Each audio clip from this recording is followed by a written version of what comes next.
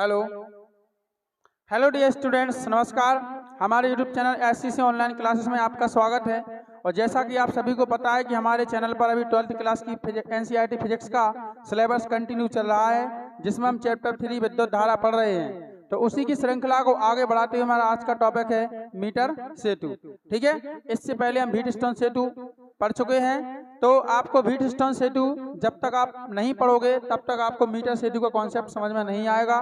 तो प्लीज आपसे हमारा निवेदन है कि आप सबसे पहले व्हीटस्टोन सेतु को जरूर पढ़ें। ठीक है, अब चलिए हम देखते हैं। ये आपके सामने चित्र बना हुआ है कि मीटर सेतु का, ये मीटर सेतु है क्या। ठीक है ना, तो इसकी परिभाषा हम ऐसे दे सकते हैं कि मीटर सेतु जो है वो व्हीटस्टोन सेतु के सिद्धांत पर आधारित है। ठीक है, मीटर सेतु व्हीटस्टोन सेतु के सिद्धांत पर आधारित एक ऐसी युक्ति है या एक ऐसा उपकरण है जिसकी सहायता से हम किसी भी तार का अज्ञात प्रतिरोध ज्ञात कर सकते हैं। ठीक है ना, कोई भी तार है, चालक तार है, और यदि उसको आपको उसका प्रतिरोध ज्ञात करना है तो आपको मीटर सेतु की सहायता लेनी पड़ेगी। और मीटर सेतु आपको पता है व्हीटस्टोन सेतु के सिद्धांत पर कार्य करता है। ठीक है, तो ये तो हो गई हमारी डेफिनेशन। अब डेफिनेशन में जो लिखा है उसके बारे में हम देखते हैं कि सच्चाई क्या है, किस प्रकार से ये व्हीटस्टोन सेतु के सिद्धांत पर कार्य करता है। ठीक है ना, तो पढ़ क्या रहे हम, मीटर सेतु। तो हेडिंग डाल दें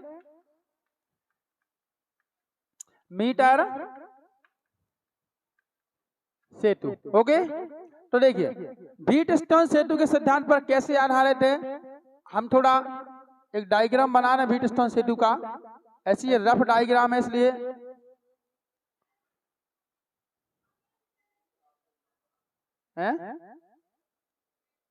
ये रफ है ना, तो हम ज्यादा अच्छे से नहीं बना रहे, थोड़ा समझाने के लिए बना रहे, देख लो केवल।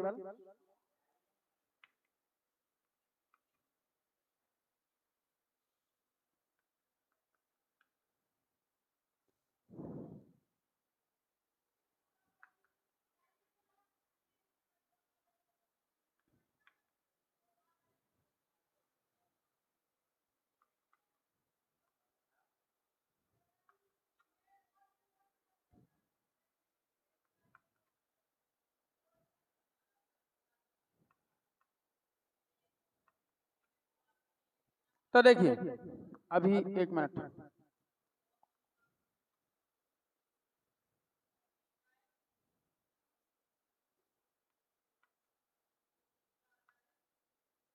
ठीक है, ये आपके सामने व्हीटस्टोन सेतु का रफ चित्र है। इसमें आप देखिए कि इसमें एक चतुर्भुज है, चतुर्भुज की 4 भुजाओं द्वारा 4 प्रतिरोध जोड़े गए हैं, P, Q, R और S। ठीक है, तो आप यहाँ पे देखिएगा कि आपके 4 प्रतिरोध हैं। कौन कौन से हैं, एक तो आपका P है, एक Q है, ठीक है ना, और एक क्या है आपका R है, और एक कितना है आपका S है। 4 प्रतिरोध हो गए। ठीक है ना, तो ये 4 प्रतिरोध जोड़े गए हैं।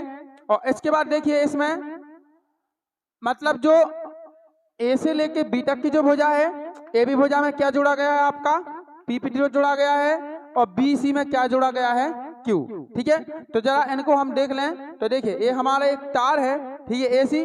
तो ए से लेके बी तक, ए से लेके कहां तक, बी तक, ए बी भुजा में कौन सा प्रतिरोध जुड़ा है, पी।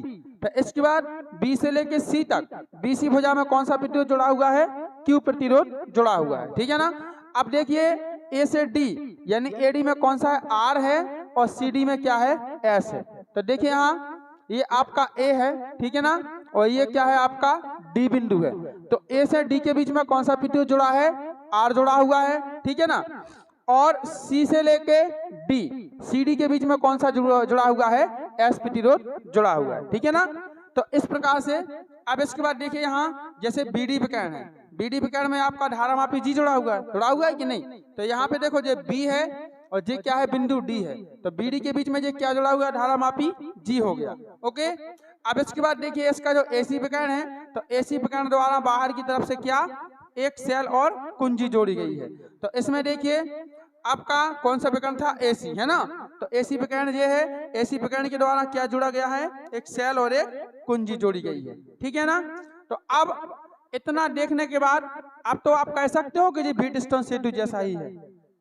कह सकते हो कि नहीं कि जो क्या है जो व्हीटस्टोन सेतु जैसा है और व्हीटस्टोन के सेतु पर ही क्या है आधारित है, व्हीटस्टोन सेतु के सिद्धांत पर क्या है आधारित है। क्लियर? तो बताइए क्या इतनी बार आपको समझ में आई कि नहीं? इसमें कोई किसी को डाउट हो तो बताओ। अभी हमने कुछ नहीं बताया, हमने ये बताया कि व्हीटस्टोन सेतु के सिद्धांत पर कैसे आधारित और कैसे कार्य करता है। ठीक है, अब देखिए, अब देखते हैं हम क्या इसकी संरचना, कि इसकी संरचना क्या होती है। नामांकित चित्र आपके सामने बना है। अब संरचना देखो, इसमें क्या होता है कि इसमें 1 मीटर अथवा 100 सेंटीमीटर का एक चालक तार होता है जिसका नाम क्या होता है एसी। ठीक है, तो देखो ए से लेके कहां तक सी तक एसी जी क्या है एक चालक तार है जिसकी लंबाई कितनी है 100 सेंटीमीटर या 1 मीटर है। ठीक है, ये लकड़ी के बॉक्स में कसा होता है। काय में कसा होता है? लकड़ी के बॉक्स में। तो ये पूरा क्या है एक लकड़ी का बॉक्स है, उसमें ये तार लगा हुआ है। ठीक है, अब जो ये तार है बता रहे तो ये कसा होता है और ये तार जो है वो मैग्नेट या कांस्टेंटन धातु का क्या होता है बना होता है। ठीक है, तो देखिए बेटा जी ऐसी जो चालक तार होता है ये काय का बना होता है? मैग्नेट या कांस्टेंटन धातु का बना होता है।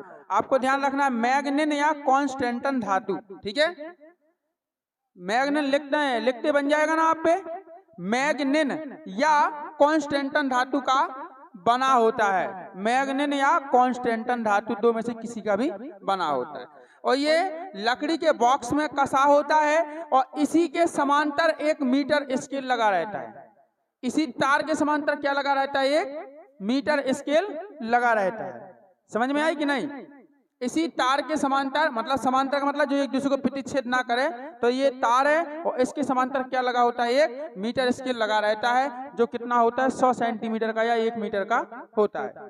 ठीक है, इसके बाद तार एसी द्वारा जो तार है इसको हम काय से जोड़ देते हैं? इसको हम एक सेल या बैटरी और एक कुंजी से क्या कर देते हैं? जोड़ देते हैं। ठीक है ना, इस तार को हम काय से जोड़ देते हैं? सेल या कुंजी से जोड़ देते हैं। इस तार के ऊपर हम, अब सुनो, इस तार और जो तार है इस तार के ऊपर दोनों साइड क्या करते हैं? हम एल आकार की पट्टी लगा देते हैं। तार के दोनों साइड ऊपर की तरफ क्या करते हैं? हम एल आकार की पट्टी लगा देते हैं जो काय की बनी होती है? तांबे की। काय की पट्टी बनी होती है? तांबे की। मतलब तार के दोनों सिरों के ऊपर हम क्या लगा देते हैं? एक एल आकार की तांबे की पट्टी लगा देते हैं। क्लियर?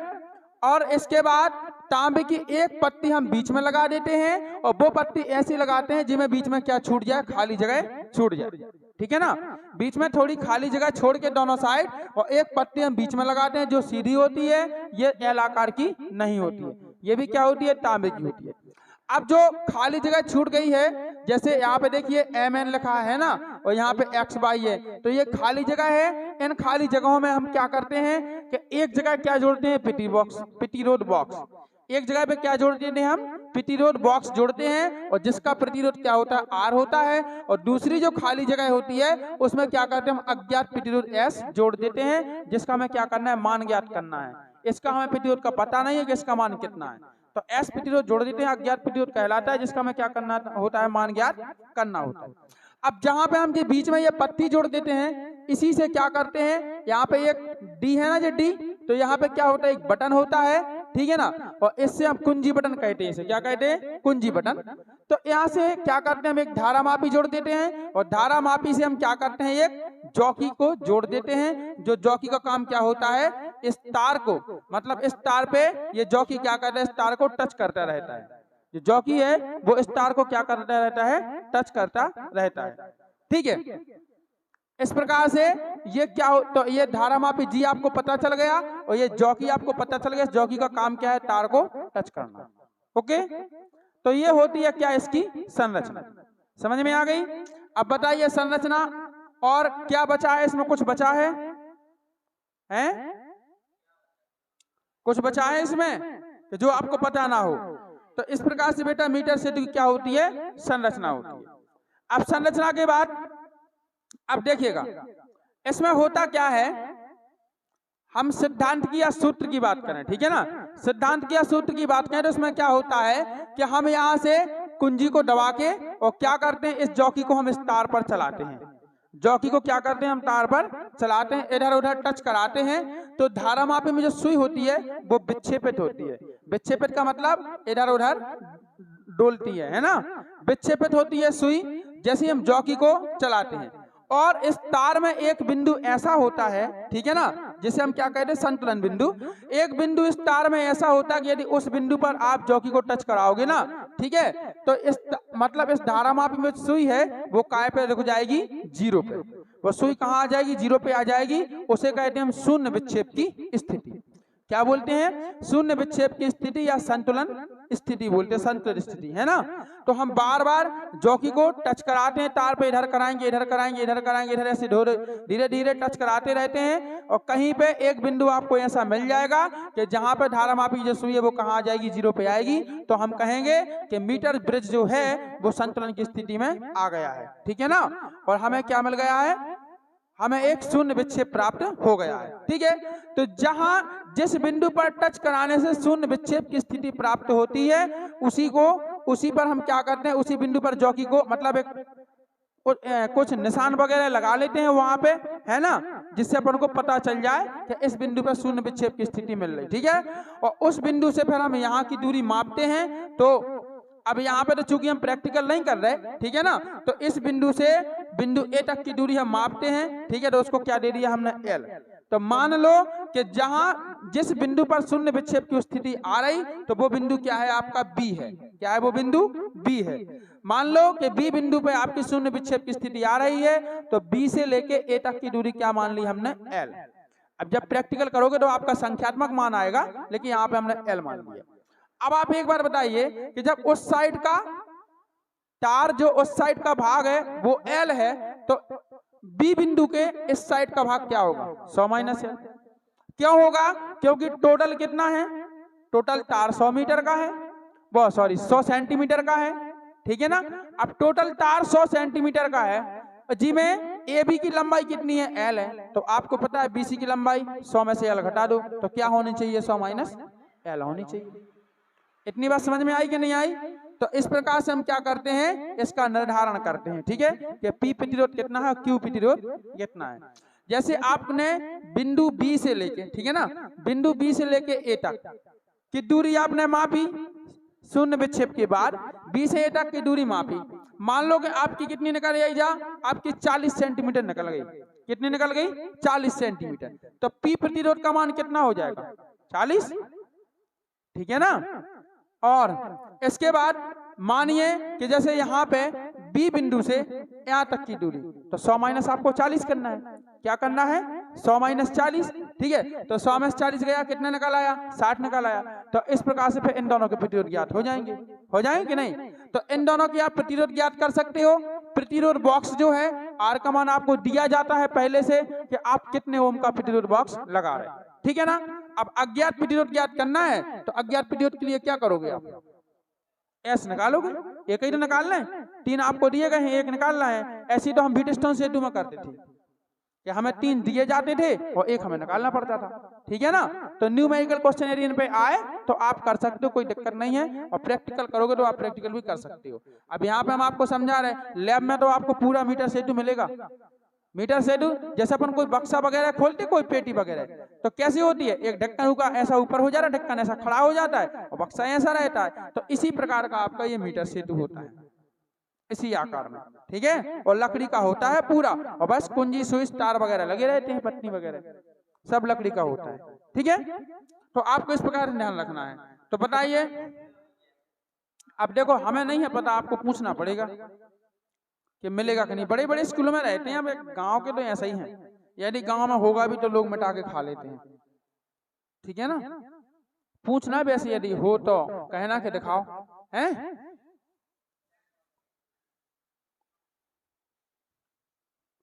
अब तो बताइए, इतनी चीज, सिद्धांत, वो संरचना और मीटर सेतु की परिभाषा, सब कुछ आपको समझ में आ गया कि नहीं, आ गया।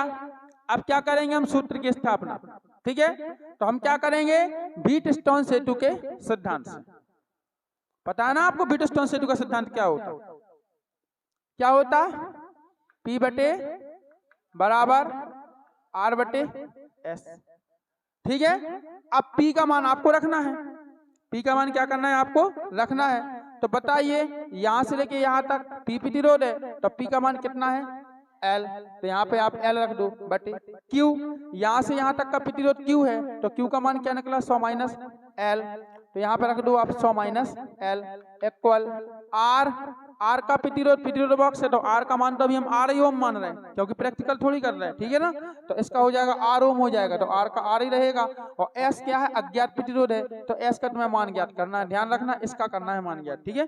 नहीं तो तुम धोखे में R का कर दो, R का मान ज्ञात नहीं करना, R का तो दिया जाता है, S का ज्ञात करना है। अब S का करना तो S को यहाँ पक्षांतर कर दो, क्या बन जाएगा, LS बन जाएगा बराबर R, इसका इसमें गुणा होगा तो 100 माइनस कितना आएगा, L आएगा। ओके चलिए S का ज्ञात करना है, तो क्या बनेगा, R कोष्टक चालू 100 माइनस L और बटे कितना हो जाएगा आपके पास L।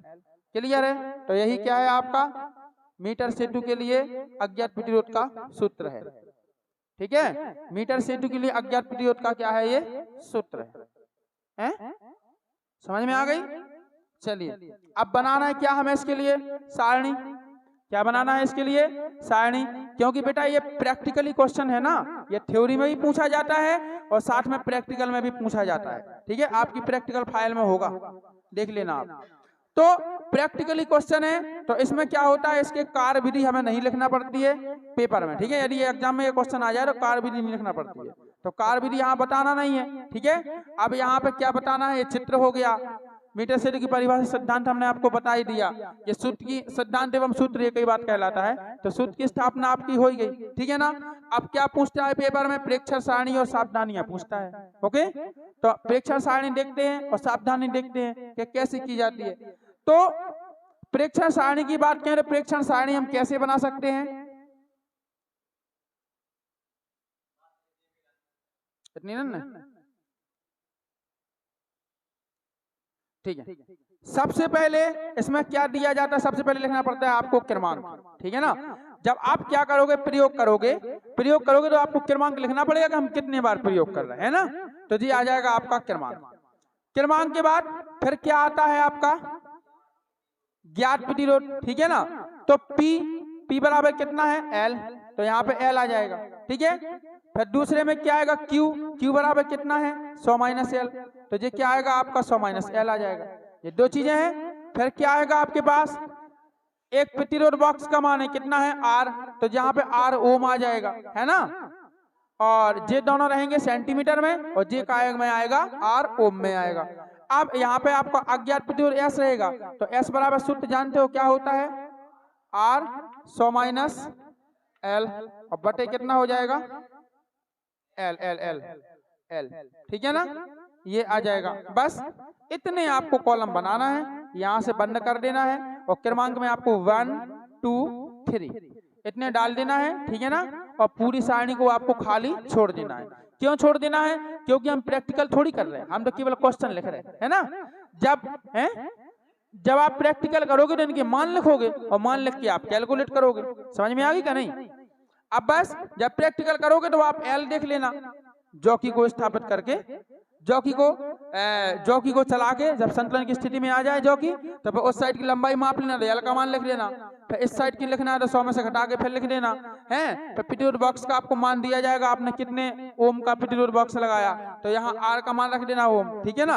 और फिर ये सूत्र लगा के मान रख के इन तीनों के मान रख के बस S का मान निकाल लेना, यहाँ पे लिख देना, तो ये आपका प्रैक्टिकल में हो जाएगा। क्लियर। वैसे अपने यहाँ प्रैक्टिकल होता नहीं है, कोई नहीं कराता है। ओके तो इस प्रकार से आपको क्या बनाना है, इसकी सारणी बनाना है परीक्षण। तो इतनी चीज हो गई। अब क्या बचा है हमारे पास, अब बचा है मात्र क्या, सावधानियां। दो ही सावधानियां पूछता है पेपर में, फिर भी तुम्हें 4-5 याद कर लेना है और बहुत ही सिंपल और एक जैसी सावधानी सभी में चलती है, ठीक है ना। तो आपको सावधानी में क्या करना है, सावधानी के लिए देखिए हम देखते हैं नंबर 1। पहली सावधानी क्या है कि जब भी आप मीटर सेतु का प्रयोग करोगे, ठीक है, जब भी आप मीटर सेतु का क्या करोगे, प्रयोग करोगे, तो इसकी जो संयोजी पेंच है उसको अच्छी तरह से कस लेना चाहिए ताकि खुले ना, ठीक है। आप जैसे आपने संयोजी पेंच नहीं कसे, ठीक है ना, और आपने क्या किया कि प्रयोग करना प्रारंभ कर दिया, आप कहीं से मीटर सेतु खुल गया, फिर है कि नहीं, तो इसलिए इसके जो संयोजी पेंच है वो अच्छी तरह से कसी होना चाहिए। एक सावधानी हो गई। दूसरी है, जॉकी को तार पर रगड़ कर नहीं चलाना चाहिए, क्योंकि आप जॉकी को तार पर रगड़ोगे तो तार पतला होगा, क्योंकि वो धातु का है ना। अब तार पतला होगा तो वो टूट जाएगा, तो फिर आपका प्रैक्टिकल कैसे होगा। ठीक है, तो जॉकी पर तार को रगड़कर नहीं चलाना चाहिए। 2 हो गया। तीसरा, हमें विद्युत धारा तभी प्रवाहित करना चाहिए जब हमें प्रेक्षण लेना हो। ठीक है, विद्युत धारा तभी प्रवाहित करना चाहिए जब हमें क्या लेना हो, प्रेक्षण लेना। अब ऐसा नहीं कि तुम कहोगे प्रेक्षण लेना नहीं है, फिर बंद कर रहे, फिर चालू कर रहे, फिर धारा प्रवाहित कर रहे, तो ये कोई मदारी का खेल थोड़ी है। ठीक है, यदि आपको प्रैक्टिकल करना है, प्रेक्षण लेना हो तो धारा प्रवाहित करो, नहीं लेना हो तो कोई बात। क्लियर। और चौथा क्या है, जैसे मान लो कि ये मीटर सेट हुआ है, अब इसमें आप धारा प्रवाहित कर रहे हैं, तो ये कहीं से फॉल्ट ना हो। ठीक है, कहीं पे कुछ जल ना जाए, तो इसके लिए हमें क्या करना चाहिए, इसमें शंट का उपयोग करना चाहिए। क्या का करना चाहिए, शंट का उपयोग करना चाहिए। और शंट हमने बोला ही आपको कि शंट क्या कहलाता है। शंट आप फ्यूज को मान सकते हो, जैसे फ्यूज देखा आपने। शंट का काम ये होता है कि जो उपकरण है उसमें कोई क्षति ना हो, उसको जलने से बचाए, उपकरण को जलने से बचा ले। अब तेज विद्युत धारा प्रवाहित होगी, हो सकता है वोल्टेज कम या ज्यादा आया तो तार जल जाएगा कि नहीं जल जाएगा। ठीक है ना, तो जलने से बचाने के लिए हमें शंट का उपयोग करना चाहिए। क्यों, क्योंकि यदि अगर खराब लाइट आ भी रही तो शंट ही जलेगा। ठीक है, उसका वो तार ही जलेगा, फ्यूज, बाकी इसको कोई फर्क नहीं पड़ेगा, क्योंकि जब वो फ्यूज जल जाता है तो आगे विद्युत धारा प्रवाहित नहीं होती है। ठीक है ना, तो उपकरण क्यों खराब होंगे, तो इसलिए हमें इसमें शंट का उपयोग करना चाहिए। तो इस प्रकार से हम इसकी सावधानियां 4 ठैया सीख सकते हैं, और लिखना है पेपर में आपको 2। बोर्ड हमने बता दिया, जॉकी को चालक टायर पर रगड़कर नहीं चलाना। ठीक है ना, फिर तो आप कई सावधानियां जोड़ सकते हो, आपकी फाइल में तो लिखी हुई हैं बहुत सारी। ठीक है, लेकिन इम्पोर्टेंट हमने कितनी बता दी आपको, 3-4। ठीक है, तो इस प्रकार से बेटा ये मीटर सेट का हमारा कॉन्सेप्ट कंप्लीट हुआ।